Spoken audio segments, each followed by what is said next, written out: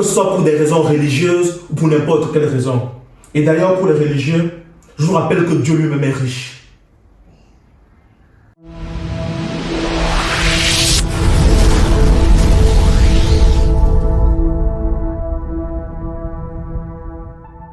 Bonjour à toi, bienvenue sur GSV Africa, la chaîne qui contribue dès aujourd'hui à édifier l'Afrique prospère de demain grâce à l'émancipation mentale et financière des Africains, car nous avons un continent à bâtir.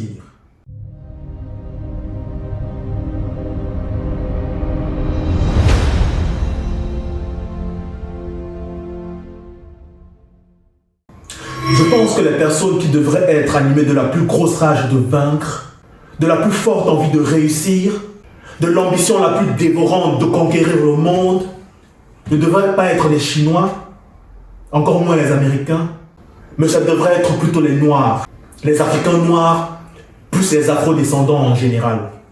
Et je crois que la raison pour laquelle tous les Noirs devraient être animés de la plus grosse envie d'être les meilleurs parmi les meilleurs et de conquérir le monde par leur excellence est assez évidente.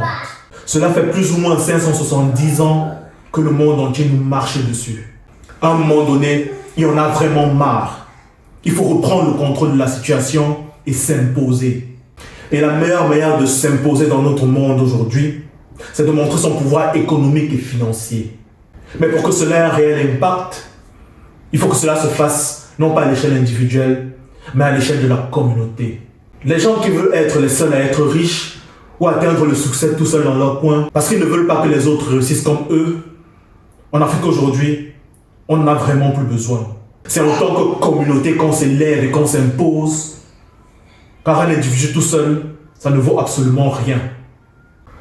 S'enrichir et s'imposer en tant que communauté, c'est exactement ce que la Chine a fait sous nos yeux en à peine 40 ans. Car la naissance de la Chine industrielle et technologique que nous connaissons aujourd'hui en 2020 a commencé aux alentours du début des années 1980. Et cela s'est passé sous nos yeux, car moi personnellement, et certainement la plupart d'entre vous qui m'écoutez, nous nous rappelons, pendant notre enfance et pendant notre adolescence, que les produits made in China avaient la réputation d'être de mauvaise qualité, ou tout au moins de qualité médiocre. Eh bien, c'était normal, car à l'époque, la Chine cherchait encore ses marques. Mais au moins, ces produits étaient bel et bien présents et inondaient le marché. Tout cela démontrait tout simplement que la Chine était bel et bien en action, sur le terrain, en train de travailler, même si ces produits n'étaient pas encore parfaits. D'ailleurs, qu'est-ce qui s'est passé depuis ce temps? Aujourd'hui, les produits chinois se sont nettement améliorés. Les grandes entreprises occidentales vont toutes faire fabriquer leurs produits en Chine. La Chine a une puissance technologique et économique de premier plan, et la réputation de la Chine et du Made in China sont complètement différents aujourd'hui. D'ailleurs, en 2019, le nombre de super riches chinois, qui était autour de 100 millions, a dépassé le nombre de super riches américains, qui se levait à l'époque autour de 99 millions. Et dans ce classement des super riches à travers le monde, le Japon vient en 3e position, suivi de l'Allemagne, puis du Royaume-Uni et de la France, respectivement en 4e, 5e et 6e position. Écoutez, dans l'un de ces pays que je viens de citer, si un jeune comme moi vient et me dit qu'il ne veut pas beaucoup travailler, qu'il ne cherche pas à gagner beaucoup d'argent, il va se contenter de juste assez de revenus pour se mettre à l'abri du besoin, lui et sa famille, je vais comprendre.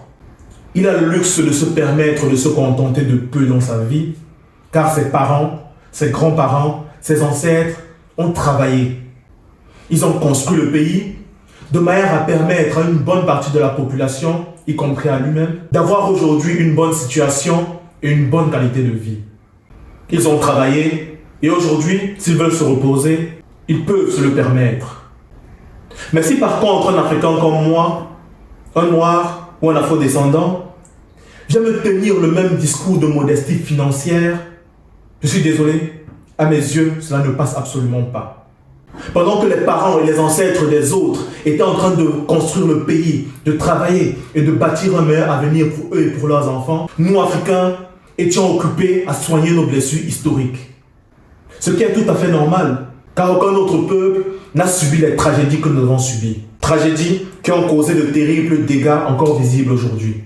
Mais face à cela, l'attitude à avoir aujourd'hui, ce n'est pas de pleurnicher. Et non, ce n'est pas non plus de se vautrer dans la médiocrité ou dans la modestie financière, que ce soit pour des raisons religieuses ou pour n'importe quelle raison. Et d'ailleurs, pour les religieux, je vous rappelle que Dieu lui-même est riche. Donc non, un noir ou un afro-descendant médiocre, cela ne doit plus exister. On se détend ou on se repose uniquement après avoir travaillé. Oh Africain, qu'est-ce que tu as construit? Où est le travail que tu as déjà abattu avant de prétendre te reposer et te contenter de ta petite vie confortable dans ton coin? Le peuple qui devrait être animé de la plus grosse rage de vaincre, de la plus forte envie de réussir, de l'ambition la plus dévorante de conquérir le monde, devrait être les Noirs africains, les Afro-descendants. Car comme on dit en anglais, enough is enough. Et cela est réalisable car c'est ce que les Chinois ont fait. Si tu es de ces Africains qui travaillent et qui font déjà des choses fantastiques sur le continent, ou même à l'extérieur du continent, ne te contente pas juste de la liberté financière. Vise plus haut, beaucoup plus haut. Deviens riche, très riche, à partir de 2 millions d'euros de fortune personnelle et bien plus. Car ce sont les riches qui tirent une région vers le haut.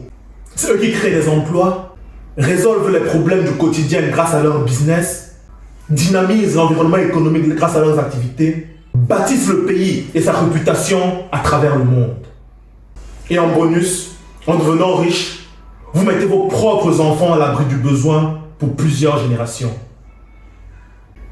Merci d'avoir suivi cette vidéo jusqu'à la fin. Si elle t'a apporté de la valeur, alors je t'invite à la partager autour de toi, dans tes réseaux, dans ton groupe WhatsApp, Facebook et autres, afin d'en faire bénéficier d'autres personnes à qui cela pourrait également faire du bien de l'entendre. Abonne-toi également à la chaîne et active la cloche de notification afin de ne rien manquer de nos publications du lundi et du vendredi. Sur ce, je te dis merci et à très bientôt sur Je suis Africain.